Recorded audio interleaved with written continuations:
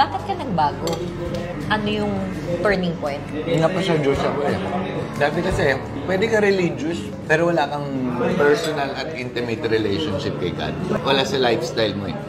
Tayo kasing Christianity, nung natutunan ko, kailangan lifestyle. Pero hindi ako nagmamalinis. I'm a sinner, nagkakamali ako.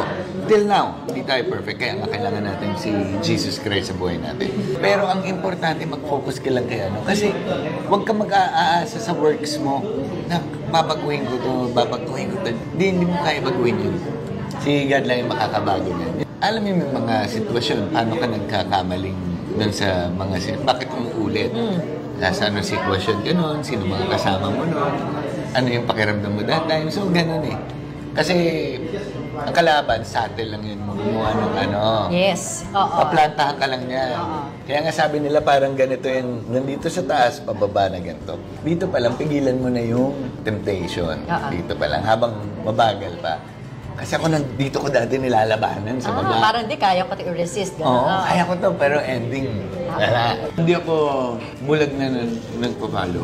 Kaya nga pinag-aaralan mo yung scripture. Itong Jesus na pinapalo ko, historically, totoo siya. Kung wari science ang babasahin mo, may evidence lahat sa belief ng evolution sa creationist. Maniniwala ka naman sa in the beginning, God. Hindi from in the beginning, nothing. Saka yung cosmos natin, itong universe natin, na meron siyang design eh. So, every design has a creator. Yun yung explanation para sa mga kuwari atheists na hindi naniniwala kay God na accident lang tayo lahat. Nasa Bible nga eh. Nandun yung time, space, matter na. In the beginning, time. God created the heavens, space, and the earth, matter. Tapos lahat yan. Ang time may past, present, future. Ang matter may solid, liquid, gas. Yung space may height, length, saka width. Hindi pwede mag-coexist ng kulang. Bigla naging preaching na itong ano natin. Di para lang doon sa mga nalilito. Ngayong mas nakikilala mo yung Bible, mas nagiging solid yung foundation mo. Kung baga sabi ni Jesus Christ, kung yung nasimulan niya sa'yo, hindi pwedeng babalik sa kanyang empty yung from glory to glory, kumbaga yung plano niya for you. So sa akin, yun yung process ngayon, mas pinag-aaralan ko yung para kapag meron mga taong nagtatanong sa akin, alam ko rin sasagot ko. So for example, kay Jesus Christ, anong masabing tao lang siya, nagsi-CR din siya, naliligo rin siya. Si Jesus Christ, fully God at fully man at the same time. Bumaba siya rito para maging perfect example kung paano sumamba kay God the Father, which is siya rin.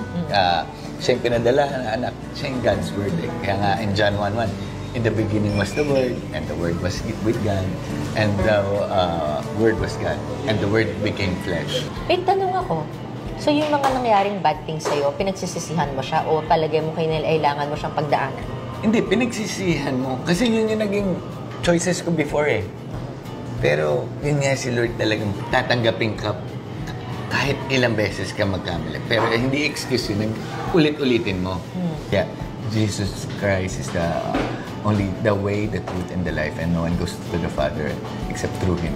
Hindi naman ako yung preacher na kasi hindi naman ako well-versed. Lahat talaga ng ginagawa ko na ngayon is for Him and through Him. So whether you eat, drink, or sleep, do it for the glory of God. Actually, dito sa mundo to, hindi tayong bida. Sa God yung bida. Gusto mong ma-pick up ng tao sa kwento mo? Kailangan talaga makilala mo si Jesus Christ at magkaroon ka ng personal at intimate relationship sa Kanya. Seek Him first, then everything follows. Walang formulang prayer, basta kung hindi ka naniniwala sa Diyos, pray ka lang na. Kung totoo ka, reveal mo yung sarili mo sa akin, pakilala ka. Nasa sa'yo yun eh, kung paano kayo yung communication mo sa Kanya. Hindi mo kailangan muna magpakabait para bago ka lumapit sa Kanya eh. Lumapit ka muna sa Kanya, tapos siya magbabago sa'yo.